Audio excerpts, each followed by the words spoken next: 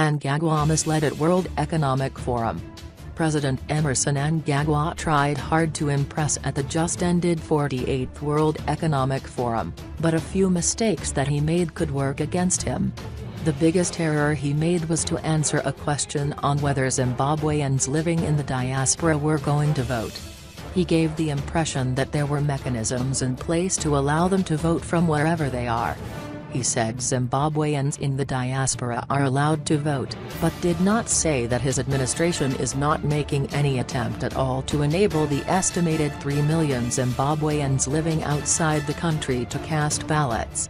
What Mnangagwa did not tell the audience was that for a Zimbabwean in China, the United States of America, Australia or New Zealand who wants to vote, they should make the long trip to Zimbabwe to register first, as a new voter's roll is being prepared.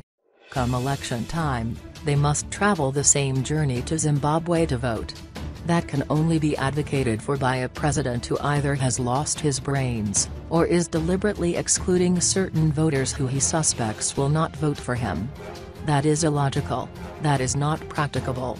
While he emphasized that his administration wants to consolidate and deepen constitutionalism, the same constitution he says he wants to uphold says Zimbabweans, wherever they are, should be given an opportunity to vote. Our president is truly a hypocrite.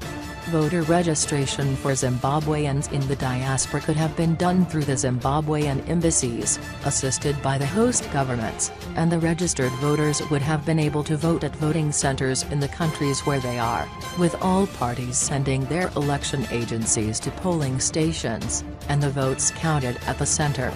And it is not too late to do that. Answering a question on political violence by his party, he also misled by giving the impression that he does not tolerate violence, but said he has no control over those who perpetuate violence, as they do not apply that they want to engage in violent activity first. Yet I in particular and many other Zimbabweans have complained that he should have restrained the now late violent youth Magura Charumbira who terrorized Bulawayo residents, assaulting opposition supporters and extorting money from vendors in broad daylight. He turned a blind to such pre-election atrocities, but instead honored the thug by conferring hero status on him when he passed on following a car accident.